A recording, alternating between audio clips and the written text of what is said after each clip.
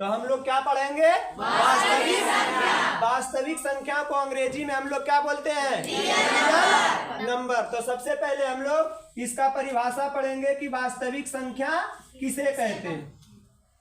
वास्तविक संख्या किसे कहते हैं? तो परिमेय संख्या और अपरिमेय संख्या के समूह को हम लोग क्या कहते हैं? वास्तविक संख्या कहते हैं। और जैसे में इसका एग्जाम्पल लिख सकते हैं हम लोग, जैसे पाई। पाई हमारा क्या है? अपरिमेय। फिर 0 लिख देंगे, ये हमारा परिमेय होगा। फिर हम 2/3 लिखेंगे तो परिमेय। मतलब अपरिमेय और परिमेय को मिला के ये जो संख्या बनती है उसे हम लोग क्या कहते हैं? वास्तविक संख्या कहते हैं। और इसे हम लोग जो होता है आर से सूचित करते हैं। किससे सूचित करते हैं? आर से सूचित करते हैं। और ये संख्याएं जो होती है, वास्तविक संख्याएं 2 प्रकार की होती है। कितने प्रकार की? 2 प्रकार की। पहली संख्या जो होती है उसे हम लोग परिमेय संख्या कहते हैं, और दूसरी संख्या को हम लोग क्या बोलते हैं? अपरिमेय संख्या बोलते हैं। अपरिमेय संख्या। तो सबसे पहले हम लोग जानेंगे कि परिमेय संख्या किसे कहते हैं। तो वैसी संख्या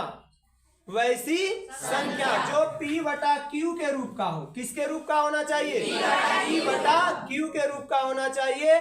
और जहां P और Q हमारा पूर्णांक होगा, P और Q क्या होगा? पूर्णांक। और Q का मान 0 नहीं होना चाहिए।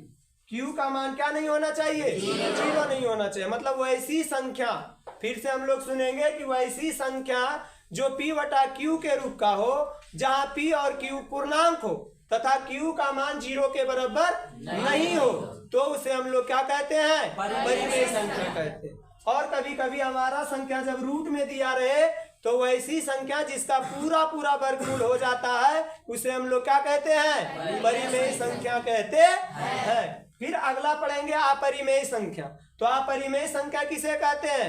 वैसी संख्या जो P/Q के रूप का ना हो तथा जिसका पूरा वर्गमूल भी ना हो, उसे हम लोग क्या कहते हैं? अपरिमेय संख्या कहते हैं। इसके बाद अगला हम लोग पढ़ेंगे कि शांत दशमलव किसे कहते हैं। शांत दशमलव किसे कहते हैं? तो वह परिमेय संख्या क्या जो दशमलव, शांत दशमलव और अशांत दशमलव जो होता है वह एक प्रकार का क्या होता है? परिमेय संख्या ही होता है।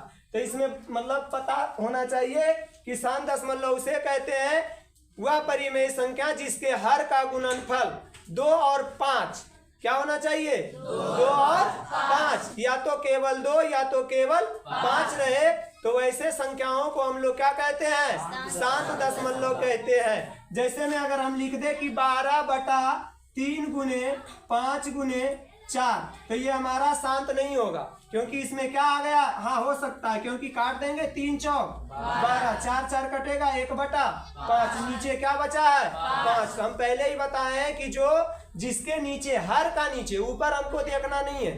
अगर जो विभाजित होगा तो उसे विभाजित पहले कर देंगे, अगर विभाजित नहीं होगा तो देखना होगा नीचे अगर 2 और 5 हो, या तो केवल 2 ना तो केवल 5, या दोनों रहे तो यह शांत होगा।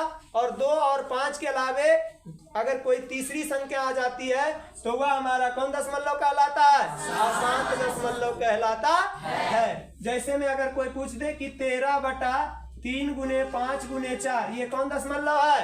अशांत, क्योंकि इसके हर का गुणनफल क्या है? 3 है। और हम पहले ही बता चुके हैं जिसके हर का गुणनफल 5 और 2 होना चाहिए, या तो केवल 5 या तो 2, और ना तो 2 और 5 दोनों होता है, उसे हम लोग क्या कहते हैं? अशांत दशमलव कहते हैं। समझा? फिर इसके बाद हम लोग पढ़ेंगे कि प्राकृत संख्या किसे कहते हैं। कौन संख्या? प्राकृत संख्या। तो गिनती की संख्या को हम लोग प्राकृत संख्या कहते हैं। गिनती की संख्या को क्या कहते हैं? प्राकृत संख्या कहते हैं। और इसे हम लोग n से सूचित करते हैं। किससे सूचित करते हैं? n से। क्यों? क्योंकि n का अर्थ होता है नेचुरल, और इसका अंग्रेजी नाम हो सकता है नेचुरल नंबर। प्राकृत संख्या को अंग्रेजी में क्या बोलते हैं? Natural number. इसीलिए इसे हम लोग किससे सूचित करते हैं? n से। और पहले ही बताया कि गिनती की संख्या को ही हम लोग क्या कहते हैं? प्राकृत संख्या कहते हैं। इसका मतलब है गिनती कहाँ से शुरू होता है? 1 से। 1 से लेके 1 2 3 4 जहां तक भी